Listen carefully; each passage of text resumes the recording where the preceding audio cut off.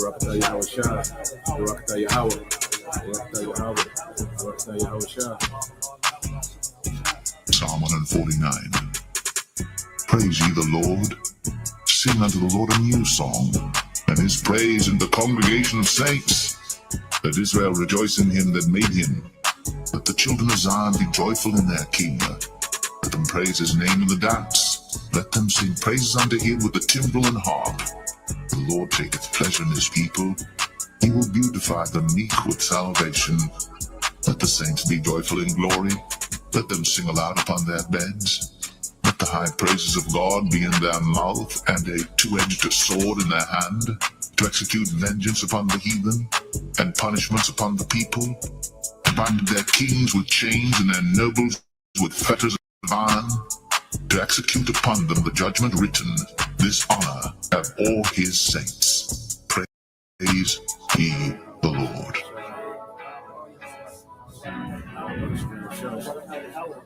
Barakatah Yahweh Shah. Barakatah Yahweh. Barakatah Yahweh. Barakatah Yahweh Shah. Praise ye Yahweh. Sing unto Yahweh. So praising Yahweh, singing to him, right? A new song. And his praise in the congregation of saints, the Israelite. Let Israel rejoice in him that made him. Let the children of the remembered ones, to Zion one, be joyful in their king. Let them praise his name, Yahweh, and the dance. Let them sing. He prays and sings in the same sentence. Sing praises unto him with the timbrel and the harp. For Yahweh taketh pleasure in his people, the Israelites. He will beautify the meek, we the meek, with salvation. He's going to save us, the elect. Salvation means to be saved from impending danger, right? Delivered from impending danger. Let the saints be joyful in glory. Let them sing or praise.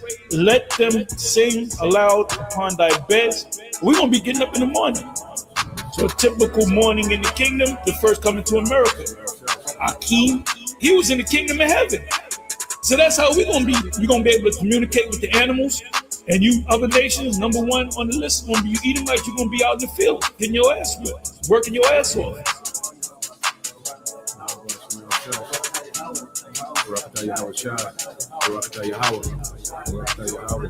Barakatah Yahweh Shah. So we're going to get up in the morning singing. Hey, you're going to get up, you lay with one of your wives or concubines or whatever. So when we get up in the morning, we're going to have a smile on our face. That's what Psalm 149 is talking about. When we get up in the morning, we're going to be singing and dancing. We're going to go to sleep happy. We're going to get up happy. We're going to eat happy.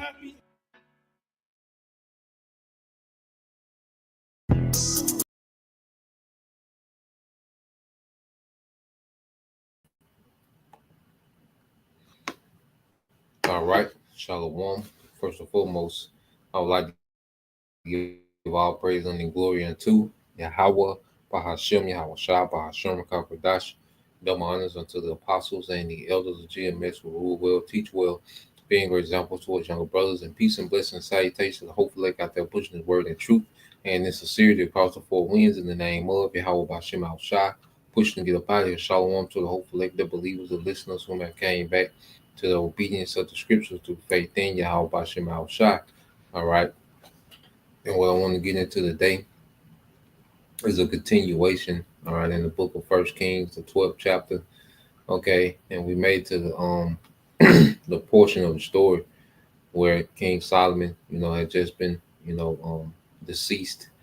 Okay, so his reign is over. All right, and we know at the end of his reign, he, fell, to his women, and began to go after other gods. All right, which had, it put a stain on his legacy, and you can tell when you read into the 12th chapter, that he, started to be, tyrannical, on the on the tribes, especially the northern kingdom, and this set up, the kingdom being split, okay, being divided in two. Okay, so now we're going to read into the era of Rehoboam, the son of King Solomon. All right, and during his reign at the very beginning, all right, we're going to see a split, okay, be made in the kingdom, and it's going to be divided into northern, okay, which you had 10 tribes, okay, they will be in the northern kingdom, and then you will have, you know, beginning, with Judah and Benjamin, in the southern kingdom, and then eventually Levi, all right, and it's going to go on to, this account. So when you read here, all right, let's get this in the NLT on the book of First Kings, uh, 12 and 1. All right. And it said, Rehoboam went to Shechem, where all Israel had gathered to make him king. When Jeroboam's son Nebat heard of this, he returned from Egypt, for he had fled to Egypt to escape, all right, from King Solomon. Okay. It says the leaders of Israel summoned him, and Jeroboam and the whole assembly of Israel went to speak with Rehoboam. All right. So now, Jeroboam, which he had to flee, which he was a man, he had rank, within the courts of King Solomon, okay, Ephraimite. But King Solomon, was told that his kingdom was gonna be split, okay, and eventually he got suspicious of Jeroboam, okay, and Jeroboam had to flee, okay. But as Solomon died, and Rehoboam's son became king, Jeroboam, he came back around. So now they're going to the king Rehoboam to make a plea, okay. And it said, this is First Kings 12 and 4. It says, your father was a hard master, all right. And this was towards the end of King Solomon's reign, because we read, previous chapters how, Israel, they made merry, they sang, they drink, okay. Every man under his fig, stones, silvers as the stones, okay. So for the majority of King Solomon's reign, it was all good, okay. But towards the very end, all right, he began, to follow those other gods, and it affected how he ruled over Israel, okay. And it because Yahweh Shai is going to speak on this, okay. Which you would get it in Luke 22. It says, your father was a hard master, they said, lighten the harsh labor demands and heavy taxes that your father imposed on us, that we may be your loyal subjects. Rehoboam replied, give me 3 days to think this over, then come back for my answer. So the people went away. Then King Rehoboam discussed the matter with the older men who had counseled his father. What is your advice? He asked. How should I answer these people? The older counselors replied, if you are willing to be a servant to these people today and give them a favorable answer, then it says they will always be your loyal subjects. So the old council, the elders, the men that counseled his father, okay, they told him, look, if you are willing to be a servant to these people today, so as a king, they're telling him, look, if you're willing to be a servant, okay, because being the king, there's a dynamic of being a servant unto the people, all right, that you're ruling over, okay.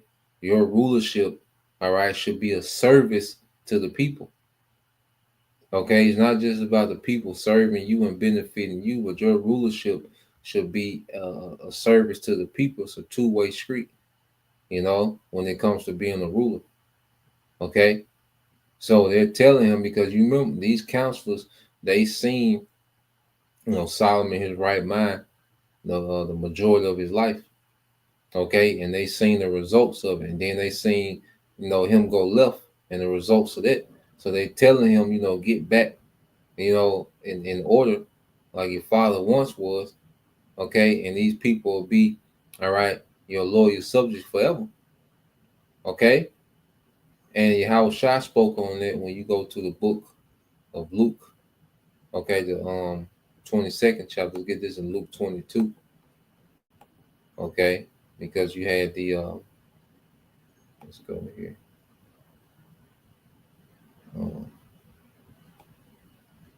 Yeah, this is Luke 22, all right, and 24. And it said Luke 22 and 24 says, then they began to argue among themselves about who will be the greatest among them. Okay, so the disciples, are arguing about who would be the greatest. Okay, so Yahweh Shai intervenes and he used this moment, to teach. All right, it says Luke 22:5. It says Yahweh Shai told them, in this world, the kings and great men lord it over their people, yet they are called friends of the people. Okay, so he's letting them know, all right, the kings and great men, okay, of this world, or the heathen, okay, they lord it over their people, was used, their title and their rank, for benefits off the people instead of being a benefit to the people.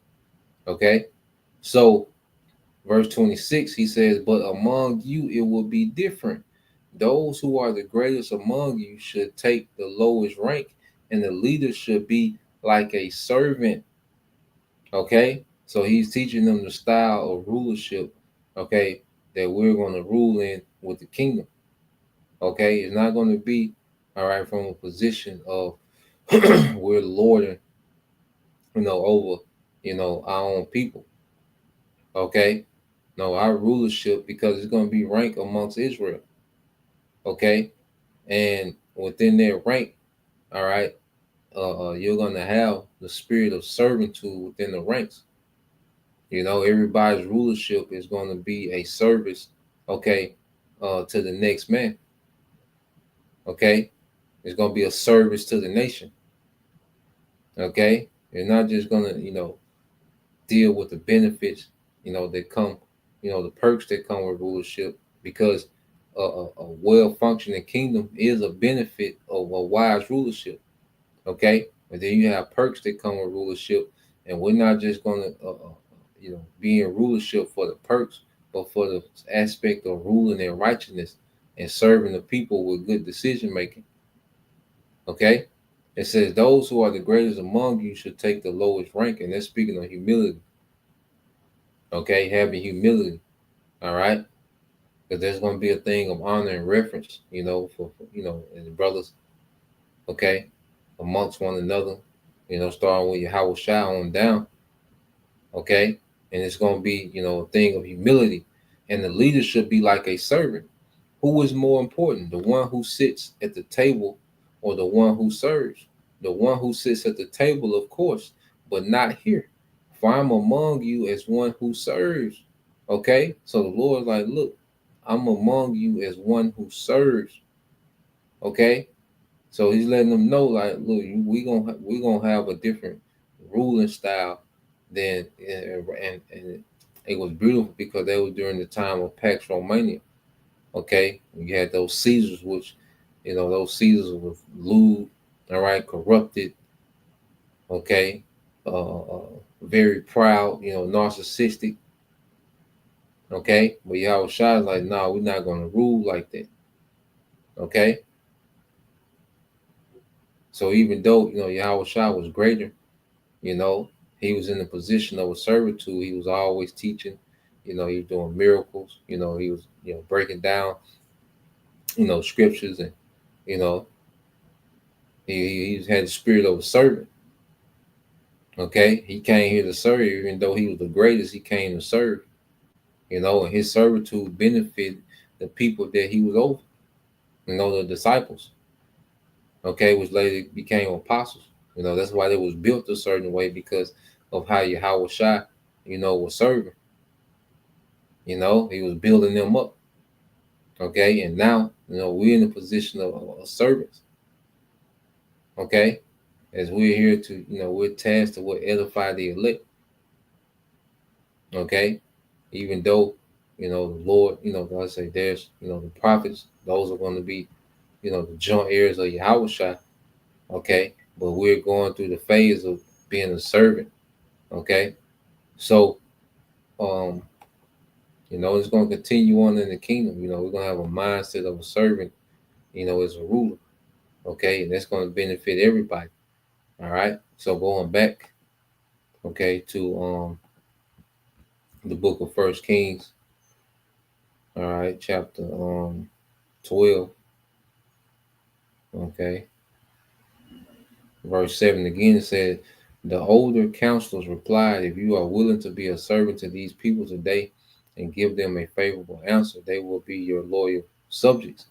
But Rehoboam rejected the advice of the older men and instead asked the opinion of the young men who had grown up with him and were now his advisors. So he rejected, okay, the advice of the older men, all right, the elders, and came up around his father, advising his father, and he took advice from young men that had grown up with him. Terrible idea. And this is what we see, men do today, all right, amongst Israel. They'll come in on the GMS and, they'll buck up, all right, because they don't like particular, structure and order, okay? And then they go do their own thing and they surround themselves with men, of their age, okay? And they can't be told nothing. They surround themselves around yes men. No man, no one is checking them, and you see what it grows into. Look at these men that couldn't be checked, and look what they look at the acts that they're doing out here, man. Okay, they break away from the apostles and elders. Okay, and they begin, to do their own thing.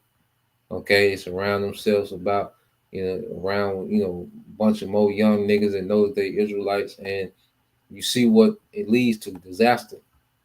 Okay, so let's go here real quick, and we'll go back to let's go here to the book of Sirach, chapter 8.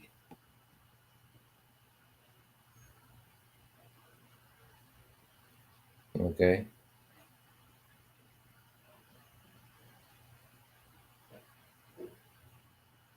This is Sirach 8:8.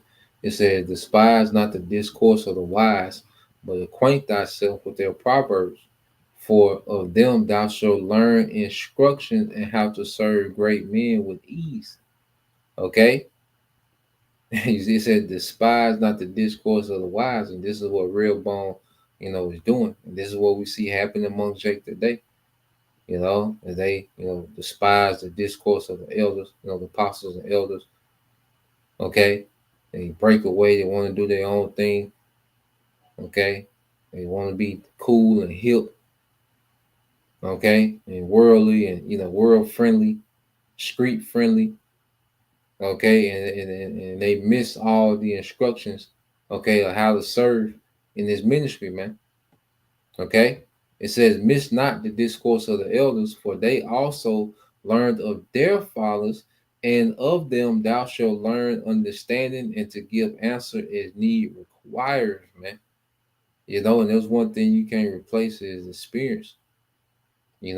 So you have, the apostles and elders, and they have that experience from their elders, man.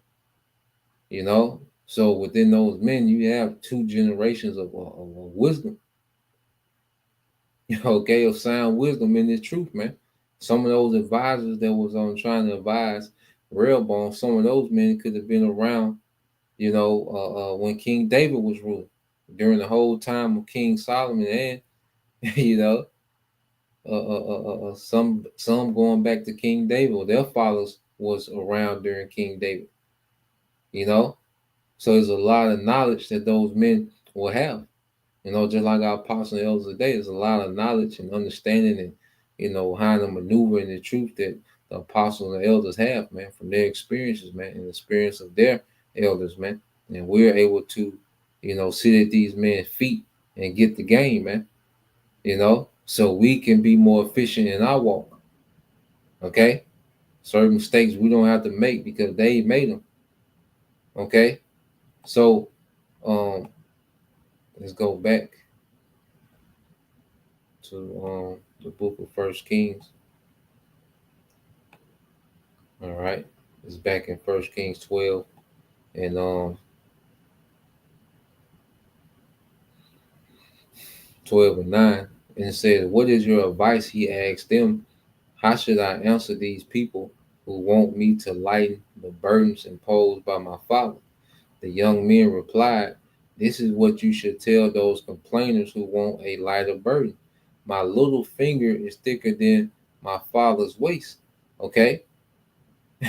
You see, so they're telling him, look, instead of lighten the burden, all right, just to sum it up, make it harder on them.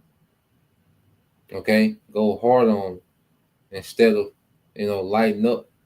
Okay, go double down.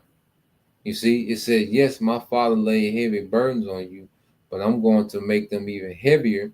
My father beat you with whips, but I will beat you with scorpions. And this lets that King Solomon towards his end, he began he began to transition to a tyrant, man. It said 3 days later, Jeroboam and all the people returned to hear Rehoboam's decision, just as the king had ordered.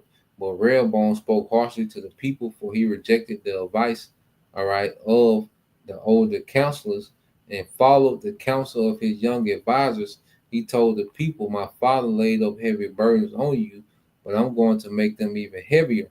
My father beat you with whips, but I will beat you with scorpions. And that just goes into the because you had a regular whip, and then you would have a scorpion whip that had many tails on it, and it would have spikes on the end of those tails. And that's hey, and that's what Yahweh Shai was beat with. You know, he was beat with what they call scorpions. Those scorpion whips. Okay, they rip flesh from you. Okay, 1 Kings 12:15, it says, so the king paid no attention to the people.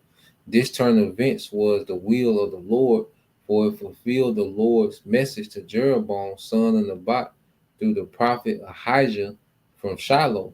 When all realized that the king had refused to listen to them, they responded, down with the dynasty of David. So they revolted from the throne. The northern tribes, their minds are made up. The hell, you know, with being loyal, to the throne of David, the descendants of David. Okay, it says, who have no interest. It said, we have no interest in the son of Jesse. Back to your homes, O Israel. Look out for your own house, O David. So the people of Israel returned home. But Rehoboam continued to rule over the Israelites who lived in the towns of Judah. But Rehoboam sent Adoniram, who was in charge of the labor force, to restore order. But the people of Israel stoned him to death. When this news reached King Rehoboam, he quickly jumped into his chariot and fled to Jerusalem. So they killed, all right, the guy that was in charge of the labor force. Okay, as he went, to collect, and they put him to death. Okay, and there was them, they were making the stands like, look, we, it's over. No more loyalty to, the descendants of David. It says, and to this day, the northern tribes of Israel have refused to be ruled by a descendant of David. When the people of Israel learned of Jeroboam's return from Egypt, they called an assembly and made him king over all Israel. So only the tribe of Judah remained loyal to the family, of David. When Rehoboam arrived at Jerusalem, he mobilized men of Judah and the tribe of Benjamin, 180,000 select troops, to fight against the men of Israel and to restore the kingdom to himself. So he was going to go and force them, to be reconciled. Okay, and this lets you know that Benjamin's loyalty, swayed towards, Judah, all right, the house of Judah. Okay, it says, but the Most High said to Shemaiah, the man of God, say to Rehoboam, son of Solomon, king of Judah, and to all the people of Judah and Benjamin, and to the rest, of the people, this is what the Lord says. Do not fight against your relatives, the Israelites. Go back home, and what has happened is my doing. So they obeyed the message of the Lord and went home as the Lord had commanded. So it was the Lord's, he split the kingdoms, which he said he was going to divide them. Okay? So like scripture say, a man's going is of the Lord. So he's telling, the prophet, Shemaiah, don't tell Rehoboam, look, don't even attack. This is on me. Ain't no reconciling right now. Okay? And it was all, in the spirit, it was meant because they will be a joining together. Eventually, there will be a joining together of the tribes. Okay? That's why you have certain prophecies about us being joined back together. But the first, for us to be joined back together, we will have to be what? Split. Okay? So that's why you got Ezekiel.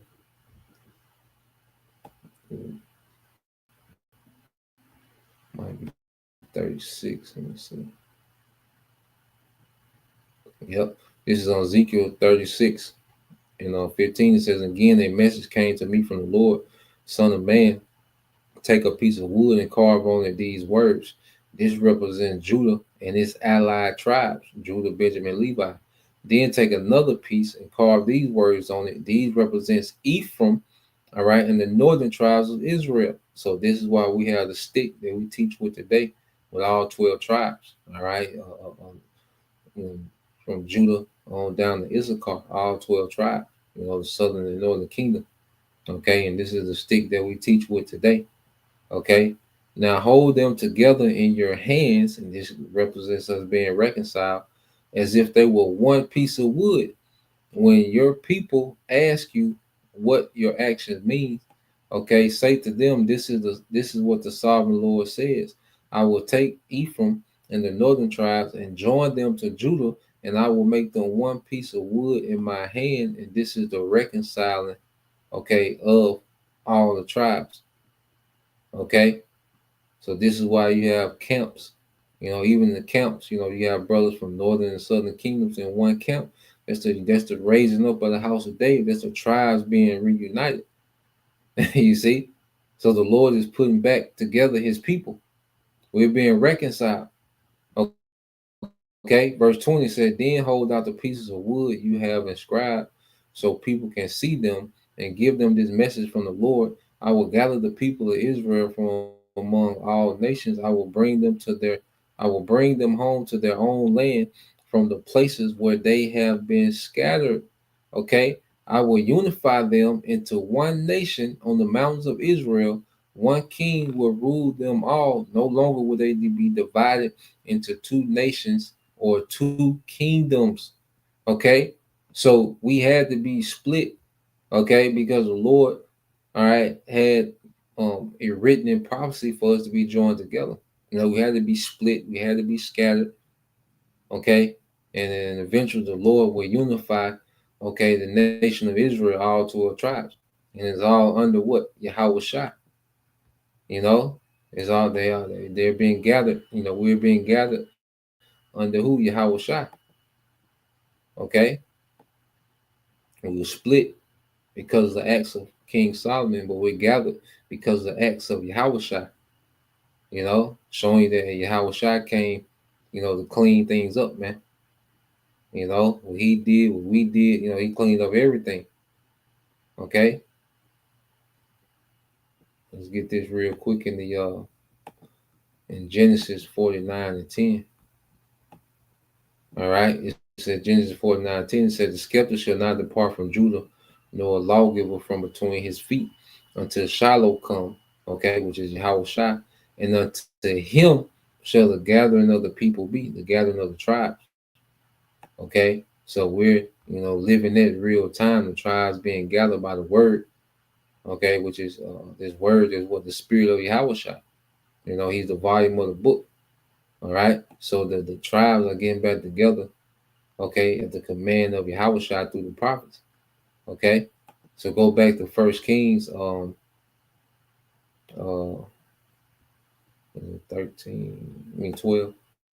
Yep. 12, start back. What is it?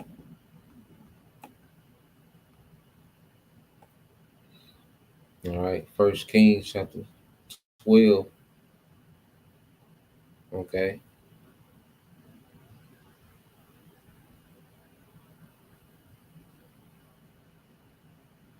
So now, all right, Jeroboam, all right, is going to become king. Okay, the northern tribes, 1 Kings 12 and 25. Jeroboam then built up the city of Shechem in the hill country of Ephraim, and it became his capital. Later he went and built up the town of Peniel. Jeroboam thought to himself, unless I am careful, the kingdom will return to the dynasty of David. So now he's concerned about, the kingdom being returned back, to the southern tribes, to the dynasty of David. They reunite under David, so he's going to make some alterations, okay, in how, the people move, how the 10 tribes move, okay, which they finna go way left. It said, when these people go to Jerusalem to offer sacrifice at the temple of the Lord, they will again give their allegiance to King Rehoboam of Judah.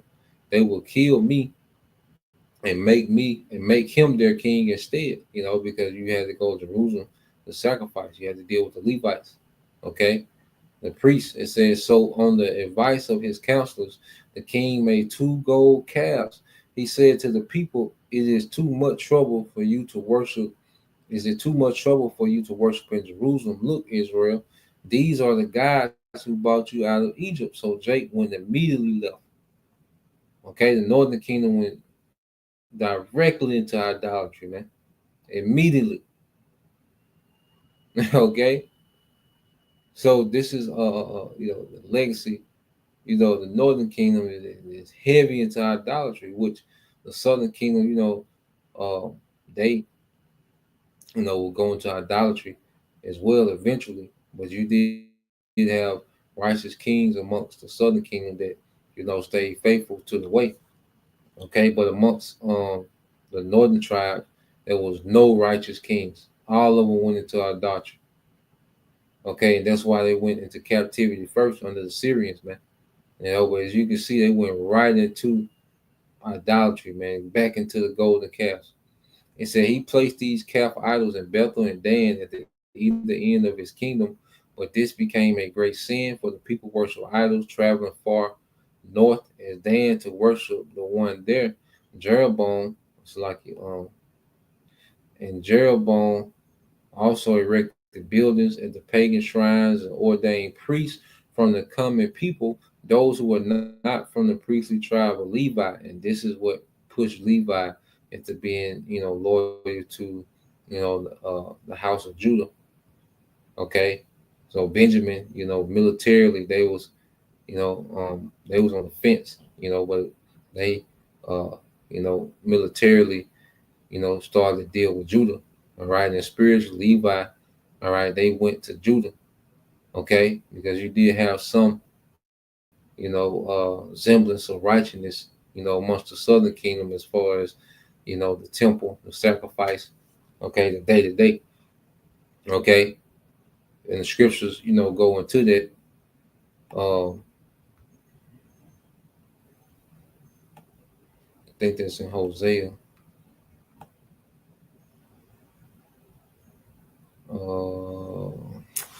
I used to get it all the time. Let me see.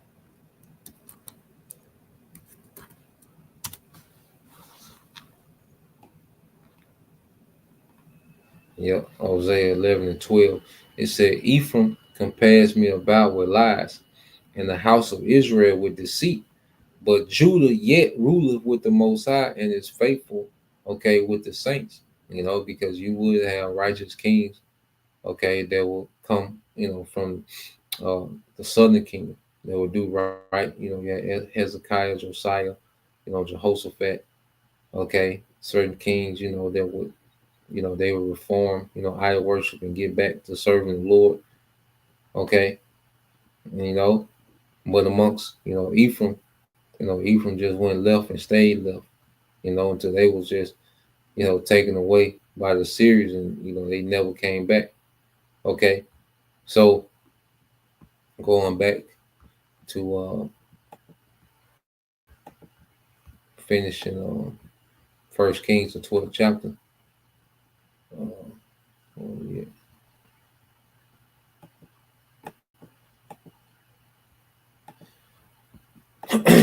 All right, First Kings 12 and all right, this is the book of First Kings, chapter 12, and verse 32. And Jeroboam instituted a religious festival in Bethel, held on the 15th day of the 8th month, in imitation of the annual festival of shelters in Judah, which is Feast of Tabernacles. Okay, so he set up an imitation of that, except it was to idols. Said there at Bethel, he himself offered sacrifice to the calves he had made and appointed priests for the pagan shrines he had made. So on the 15th day of the 8th month, all right, a day that he himself had designated, Jeroboam offered sacrifice on the altar at Bethel. He instituted a religious festival for Israel, and he went up to the altar to burn incense. Okay, so the kingdom has been divided. Okay, Jeroboam or Ephraimite is king of the northern tribes. They went straight into idolatry, and Rehoboam, okay, is king of the southern kingdom. All right, which consists of Judah, Benjamin, and Levi. Okay, so now you have the tribes divided, and you're going to see the ongoing conflict between the tribes. Okay, different political alliances and so forth and so on. So Lord will, we'll continue on, all right, in the book of First Kings. All right, Lord will, you brothers and you sisters edified. Till next time, say shalom, or Mashallah, Abba, Soon, shalom.